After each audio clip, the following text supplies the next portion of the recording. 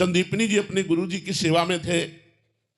एक दिन गुरुजी ने लीला की पागल बनने की और बहुत दिनों तक उस लीला को चलाए रखा। अंजलि में मूत्र लेते और फेंक देते शिष्यों के ऊपर, थूक देते, ईंट मारते, पत्थर मारते, गालियां देते, सब उन्माद अवस्था वाले कार्य करते।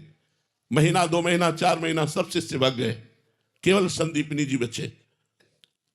एक दिन शांत भाव में हुए और कहा, बेटा पता नहीं मुझे क्या हो गया था, भगवान की कृपा से शांत हुआ।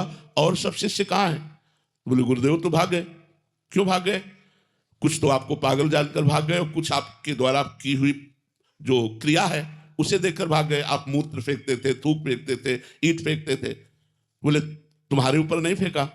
फेंका गुरुदेव। फिर तुम क्यों नहीं भगे?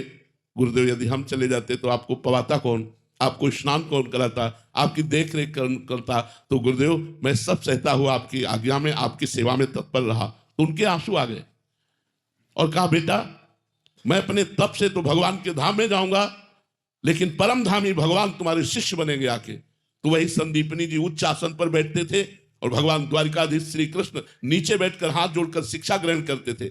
जिनकी श्वासों से चारों वेदों का प्रादुर्भाव हुआ, उन भगवान को किसी से शिक्षा लेने की आवश्यकता है, लेकिन ये गुरु भक्ति का प्रमाण कि भगवान स्वयं उनके शिष्य बने संदीपनी जी के। तो यदि हमारी गुरुदेव पर निर्दोष दृष्टि हो और हम उन्हें साक्षात परमात्मा माने, तो परमात्मा के साथ हमारी दोष दृष्टि नहीं होती। परमात्मा कुछ भी करे हमें लगता है मेरा सौभाग्य ही है,